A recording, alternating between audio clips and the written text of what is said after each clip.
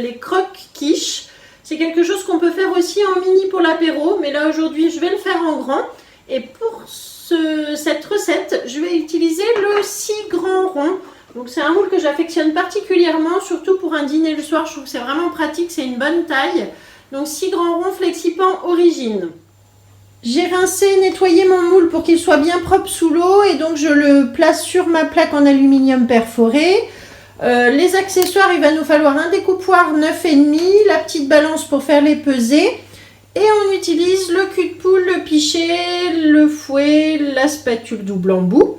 Au niveau des ingrédients, c'est tout simple. Des œufs, de la crème fraîche, du gruyère, du pain de mie.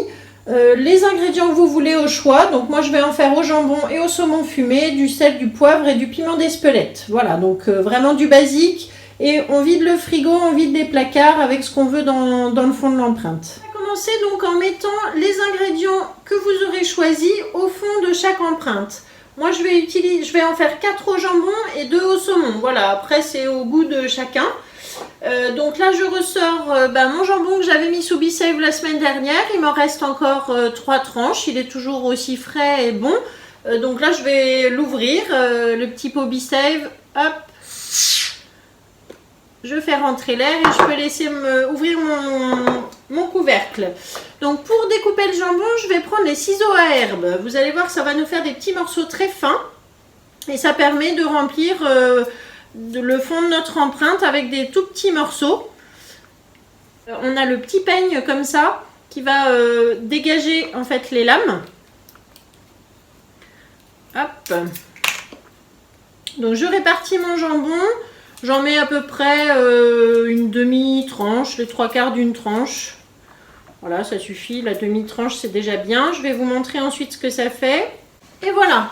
Donc là, je vous montre. Ça fait vraiment des petites allumettes de jambon grâce aux ciseaux. Je vais faire la même chose pour les 2 autres avec du jambon. Et pareil avec du saumon. J'ai terminé avec le jambon. Je vais faire la même chose avec le saumon. Donc pareil, j'avais acheté une grande barquette de saumon fumé. J'en ai mis sous vide, donc comme ça que je peux réutiliser suivant les recettes. J'ouvre mon récipient Be-Save et je vais prendre déjà une tranche que je vais faire de la même façon avec mon ciseau à herbe. Et on va avoir des petites allumettes de saumon fumé. Alors ça je le fais régulièrement quand je fais des mini quiches, des mini tartelettes, quand vous garnissez un cake par exemple dans les 5 cakes longs, quand vous voulez faire des cakes salés. Avec les ciseaux à herbe, vous pouvez tout couper. Bon, faut pas que ça soit trop dur, mais des tomates séchées par exemple, tout ce qui est voilà, jambon, des olives, même des œufs durs. Quand vous faites des œufs durs, vous les coupez au ciseau à herbe. Vous allez voir, ça vous fait des petits morceaux tout fins.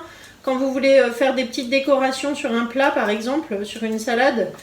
Vraiment les ciseaux, alors évidemment après on peut couper toutes les herbes que vous voulez, hein, du persil, la ciboulette, du basilic, toutes ces herbes là fraîches, ça les coupe évidemment très bien. Mais il faut penser aussi à une autre utilisation que les herbes. Hop, et à chaque fois vous voyez je racle bien avec mon peigne pour récupérer ce qui reste dans les lames. Donc ça à ne pas perdre. Donc j'ai rempli mon empreinte de ronds avec du saumon fumé en petit dés et des allumettes de jambon.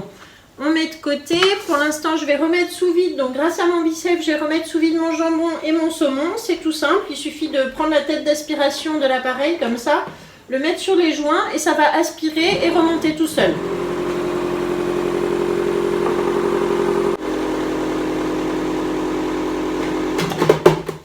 Voilà, donc ça y est, mon jambon est remis sous vide, je le fais tout de suite, comme ça il n'y a aucune bactérie qui peut rentrer dans mon récipient, hein, je l'avais ouvert très peu de temps, et je vais pouvoir conserver les 2 tranches de jambon qui me restent pour faire encore une autre recette plus tard. Voilà, je vais faire la même chose avec mon saumon, et puis on se retrouve ensuite pour le reste de la recette.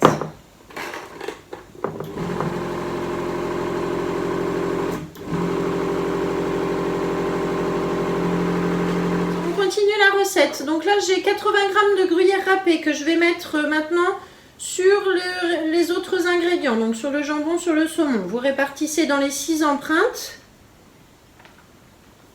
pour que ça soit assez garni. Alors au fond vous pourriez mettre du roquefort, des champignons, des tomates séchées, des petits légumes. Enfin, vous mettez vraiment, c'est une recette un petit peu vide frigo. Et vous mettez ce que vous aimez, ce que vous voulez. Voilà, bon là je fais assez basique hein, comme dîner, mais c'est un petit peu en fonction de ce qu'on a dans le frigo aussi. Donc hop, voilà, le gruyère est réparti dans l'empreinte. Donc je vais mettre ça de côté et maintenant je vais pouvoir passer à la préparation liquide que l'on va mettre dessus. Le reste de la préparation c'est tout simple, ça s'appelle des croques quiches. Donc on va faire un appareil à quiche, c'est-à-dire qu'on va mettre 3 œufs entiers. On va mettre 150 g de crème fraîche épaisse que je vais prendre avec ma spatule. On met tout ça dans le cul de poule, du sel, du poivre, du piment d'Espelette et on mélange. Du sel, du poivre, moi je mets toujours du 5B, j'aime bien. Et un petit peu de piment d'Espelette que je vais mettre au creux de ma main pour pas en mettre trop. Oups, le piment d'Espelette c'est pas fort mais ça relève bien et ça donne un petit coup, voilà, nous on aime bien. On peut mettre du piment un petit peu plus fort et pourquoi pas aussi des herbes évidemment. Donc là je vais prendre mon fouet et je vais tout simplement battre tout ça ensemble. Voilà un appareil à quiche tout simple, des œufs, de la crème, du sel, du poivre et du piment. Quand c'est bien homogène, ensuite, on va mettre cette préparation dans le petit pichet avec le bec verseur. Hop, je verse dans mon pichet. Je racle avec ma spatule pour ne rien laisser au fond.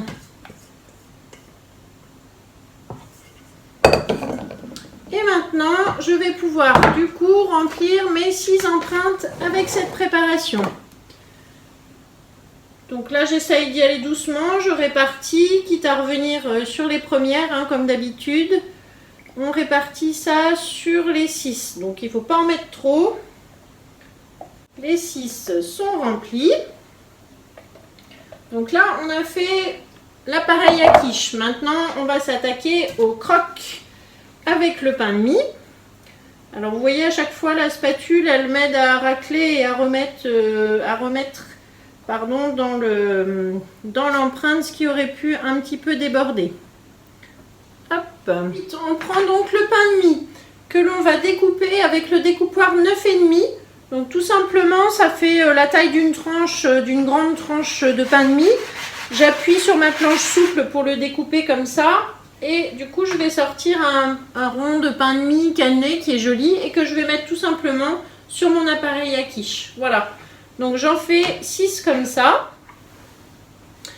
Et avec le reste de pain de mie, je vais utiliser ma toile de cuisson que j'ai posée sur une plaque en aluminium.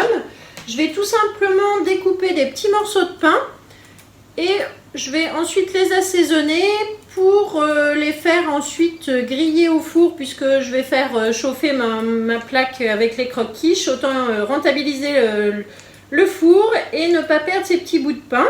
Et ça nous permettra d'avoir ensuite des petits croûtons pour la soupe, pour mettre dans la salade ou tout simplement à déguster comme ça à l'apéritif. Vous verrez que c'est une petite astuce à laquelle il faut penser. Et surtout, ne pas gaspiller, voilà. Ensuite, une fois que les croûtons auront bien grillé dans le four, je pourrai les mettre dans un récipient Vicave et les conserver jusqu'à la prochaine soupe ou, je vous dis, à grignoter comme ça. Dans les salades, c'est sympa. Je les étale bien sur ma toile. J'espère que vous voyez bien. Oui, ça a l'air d'aller. Ensuite, j'ai un petit vaporisateur d'huile d'olive. Hop, donc je vais en mettre, je vais essayer de les regrouper un petit peu quand même. Je vaporise mes petits croûtons d'huile pour que ça dore bien et qu'il y ait un petit goût sympa d'huile d'olive aussi. Hop, donc c'est vraiment un fin jet. Je vais ajouter des herbes de Provence. Et un petit peu de piment doux.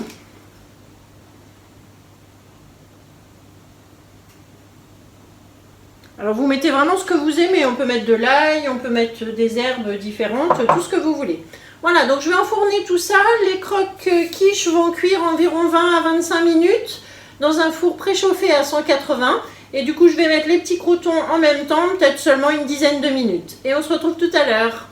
Les croque-quiches sont sortis du four, donc après 25 minutes de cuisson, je vais utiliser mon racloir rose pour les démouler et les poser sur mon plat. Hop, je retourne. Voilà, donc ça, celui-là est au jambon, celui-ci aussi, ceux du milieu aussi, et là au saumon.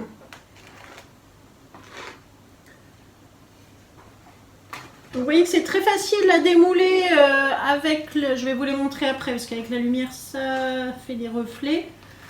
Avec le racloir, on attend bien que le moule ait refroidi, qu'on puisse le toucher. Et ensuite, hop, voilà, on dépose sur le plat. Une fois qu'ils sont démoulés, je vais utiliser mes ciseaux à herbe pour découper de la ciboulette. En mettre sur chaque petite quiche. Et ensuite, il n'y a plus qu'à déguster.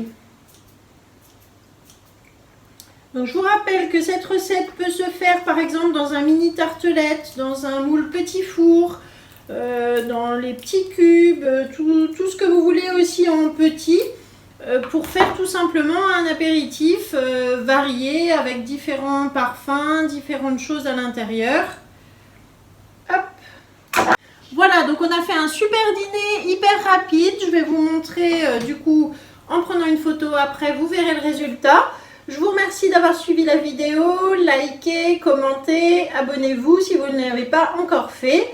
Et puis une petite idée de recette ici et à la prochaine fois. Bonne soirée, au revoir.